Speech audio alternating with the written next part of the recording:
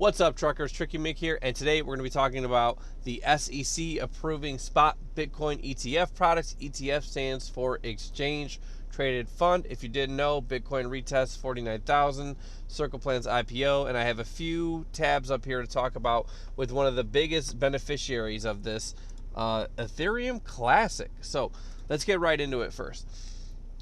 This week witnessed a historic development as U.S. regulators approved all 11 spot BTC ETF filings. Afterward, Bitcoin retested the 49,000 level for the first time in 24 months. Meanwhile, USDC issuer Circle filed to go public in the U.S. Developments around the spot Bitcoin ETF. This week, the crypto industry expected a decision from the Securities and Exchange Commission on the multiple filings for spot BTC ETF products in the U.S. Several asset managers looking to launch the products filed amendments to include disclosures on fees for the products. As anticipation heightened, on January 8th, SEC Chair Gary Gensler publicized a series of warnings on X, advising investors to be wary of the risks involved in exposure to cryptocurrency investment. Now, there's a lot more things to be worried about with investments than investing in cryptocurrency, but that's my own opinion. I'm not a financial advisor, so invest at your own risk. These warnings carried a mixed undertone interpreted differently by the crypto community. While some commentators believed it signaled an imminent approval on the ETFs, others asserted it could be a plan to reject the filings, citing risks in the industry. Misleading SEC announcement. On January 9th, the official X account of the U.S. SEC announced that the agency had approved the ETF products. Gensler's account confirmed minutes later to debunk the disclosure, noting that the SEC's account X suffered a hack. So the people telling you to be worried about investments didn't even have two-factor authentication on their account, it seems, or something like that happened. Amid the false disclosure, Bitcoin's price surged and then recorded a sharp drop. The crypto market followed suit. As a result, lawyers disclosed plans to investigate a potential case of market manipulation, and that is my own opinion as well. Something funky happened there. Somebody made some money. I want some answers. Shortly after the development, some U.S. lawmakers wrote to the SEC seeking a clear explanation of the events that led to the breach of its X account and the subsequent misleading announcement. Gensler assured that there were no further breaches to the account. SEC approves all spot Bitcoin ETF products. The withdrawal of the misleading announcement impacted optimism in an imminent approval. However, most pundits remained confident. One trigger of such confidence was the listing of several spot BTC ETF products on CBOE. On January 10th, the SEC finally announced the approval of all 11 spot Bitcoin ETF filings. The products were expected to start trading on CBOE from January 11th as the public market in the U.S. opens for trading. Despite the approval of the products, Vanguard, the second largest asset manager in the world, stressed its decision to block trading of spot Bitcoin ETFs on its platform as the products do not align with its offering. In a completely contrasting move, U.S.-based trading platform Robinhood confirmed that it would approve trading all 11 spot Bitcoin ETFs on its platform. So kudos to Robinhood. Great to see that. 3 days after the SEC's approval, BitMEX research spotlighted massive inflows into the products. Data suggests that on day 2 of trading, the products welcomed $532 million in inflows. South Korea's aggressive stance. Meanwhile, South Korea's aggressive stance on crypto ETF products remained unchanged despite the developments in the U.S. Reports confirmed that the country's Financial Services Commission reiterated its ban on the product. As the approved spot Bitcoin ETF products continue to welcome inflows, the South Korean FSC disclosed in a January 12th statement that brokers in the country were barred from offering spot Bitcoin ETFs from the global market. Is Ethereum ETF coming? With spot Bitcoin ETFs now in the market, the crypto community expects filings for spot ETFs and other assets with XRP and Ethereum as the current focus. In a CNBC interview following the SEC's approval of the Bitcoin ETF products, SEC Chair Gensler maintained a cautious stance when asked about the possibility of an Ethereum ETF. He stressed Bitcoin's position as a commodity, unlike other crypto assets, which is something we're going to talk about here in a minute, about Ethereum Classic being a commodity in my opinion. However, Larry Fink, CEO of BlackRock, is more open-minded. Speaking in a CNBC interview, Fink admitted that potential value could come from a spot Ethereum ETF. Bitcoin retests price mark. Bitcoin witnessed mixed sentiments this week amid the developments surrounding the ETF discussions.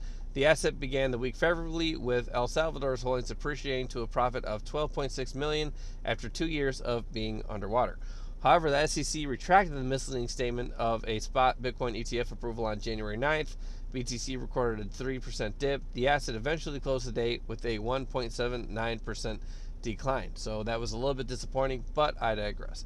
Following the approval of the products on January 10th, Bitcoin witnessed an impressive rally. The crypto token retested the 49,000 price mark on January 11th, clinching 48,975 for the first time in 24 months. The recent approval of the spot Bitcoin ETFs and the massive demand that ensued contributed to the BTC upsurge. It also pushed Coinbase's OTC BTC trade volume to 7.7 billion on January 11th, the second highest figure in history. Amid the favorable price movements, ARK Invest CEO Cathie Wood projected bullish forecasts for the asset in the next 6 years. Wood predicted a base case of 600,000 per Bitcoin and a bullish case of 1.5 million by 2030. Now, nothing personal. I think those two estimates are a little bit high for the future, but we'll see what happens. So, Circle files for IPO in the U.S. USDC issuer Circles plans to go public in the U.S. made headlines this week.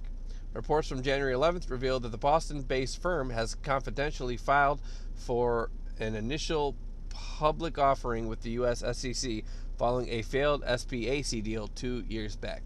Meanwhile, American exchange Coinbase landed a deal to promote USDC adoption in Africa. Coinbase collaborated with Yellowcard this week to grant millions of Africans access to USDC on its Layer 2 network base. XRP's mixed developments. Ripple and XRP witnessed mixed developments this week in the wake of Solana's push above XRP on the list of the largest crypto assets by market cap. The Hong Kong Virtual Asset Rating Agency revealed this week that it would replace XRP with Solana on its index.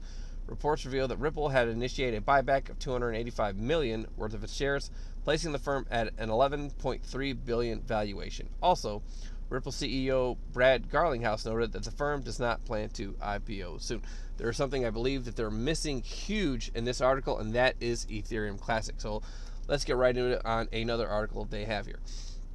Ethereum Classic surges as ETF speculation continues. Observers note that the surge is likely due to investors anticipating that the U.S. Securities and Exchange Commission will consider applications for an Ethereum exchange-traded fund. On January 10th, the agency approved spot Bitcoin ETFs. However, SEC Chair Gary Gensler cautioned that the BTC ETF greenlight should not be interpreted as a signal of the agency's willingness to give ETH the same treatment. That's because Ethereum 2.0 and Ethereum Classic are two different things. One is proof of stake, and Ethereum Classic is proof of work. Still, Ethereum Classic witnessed a surge of over 35% this week. It actually went higher than that, more about 46%. The altcoin is exchanging hands for $26.65 at press time with a market cap of $3.8 billion per data from CoinGecko, which we're going to get into right in a minute. This upward movement has been credited to the heightened trading volumes and the hype surrounding Ethereum ETF approval. The rapid ascent of Ethereum Classic seems somewhat inexplicable given the timing. Some skeptics argued that the ETC's swift climb is in anticipation of an upcoming hard fork later this month. That is the Spiral hard fork. So it's speculated to enhance the alignment of the network's EVM with Ethereum's, potentially attracting projects to collaborate with the chain. So what that does is it's going to align Ethereum Classic with the capabilities of Ethereum currently. So anything that has been built on Ethereum will now be able to be brought right over to Ethereum Classic and work on the original proof of work blockchain. Despite Ethereum Classic's post-merge hash rate remaining relatively stable, the network registers only about 30,000 transactions per day, roughly the baseline for Bitcoin Cash. Now, there's many days where it's gone way higher than that, and you can do your own research and check that out. Nevertheless, Ethereum Classic's hash rate is less than 15% of what Ethereum recorded just before the merge. In contrast, ETHPOW, the hard fork of Ethereum initiated around the merge to compete with Ethereum Classic, currently operates with approximately 1/10 of the latter's hash rate. Now, Ethereum POW has some major morality issues going on where some people receive some of that coin before it was even mined, so I digress. It's not something I'd really invest in personally, but again, I'm not a financial advisor. So on all this, we're going to go right over to CoinGecko and show you what we're talking about here. So right now, Ethereum Classic's trading at 2610. But what we really want to look at is the market cap. So we're looking here. As soon as the ETF started getting approved, we saw Ethereum Classic jump from 2.8 billion all the way up to 4.4 billion. So we saw roughly $2 billion go into Ethereum Classic when the ETFs were approved. So that's something I'm real glad to see. It's something we didn't think was going to happen, but it's awesome to see that going on here. Then again, here with Coinbase, we could see the all-time highs. Ethereum Classic jumps up to 47. What is that? Mid 30s here, and then settles back into the $5 to $10 range here and there, spiking up, and then we see it again, hopped up to 176 here. What is that? 175 for the all-time high. Then we settled back down into the mid 20s. It did dip down to 1244 once this year, which was easily the best time to buy in a long time. And with the resurgence of some things being built, we saw a real steady floor here in the mid to high teens, with the ETFs having us jump back up to 32 here. And I think we're going to keep building. So I think one of the other reasons that Ethereum Classic is also building up and having height is because there are quite a few things being built on Ethereum Classic. We're going to go around real quick and look at a few different things going on. So right here we have Classic Rewards, which is a NFT collection that has a turn-based video game. You can see the roadmap here, the team, and some really cool things going on here. There are also two marketplaces, ETC Planets. You can see all the NFTs here. We've got ETC Alpha Marketplace, and then which brings us to our next point of Ethereum Classic, HeapSwap. Now HeapSwap has an incredible amount of things going on. So first you can swap your coins, ETC, to a number of different, you can see here ACE, Elon C, ETC POW, which is the coin for the ETC MC mining project. If you didn't know, they do nodes, and we'll talk about that here in a little bit in another video. Now here's Heap's own coin themselves, Safe Classic, ShipC, Wrapped ETC. They've also got a pool where you can create a pair, add liquidity. They've got a farm. And then over here, ETC Name, you can actually create your own, like how Ethereum had ENS. Now this is basically like Ethereum Classic having their own ENS. And as you can see, people are minting their own names left and right here. And then this is my own collection here, frogbogs.art, where you can mint one of our NFTs, and then we mine Ethereum Classic for you. So there's a few different things being built and going on with Ethereum Classic that really show a lot of support there.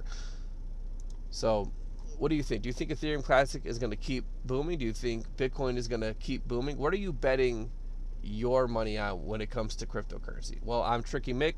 Keep on rolling. Hit the like button, hit subscribe, and we'll catch you next time.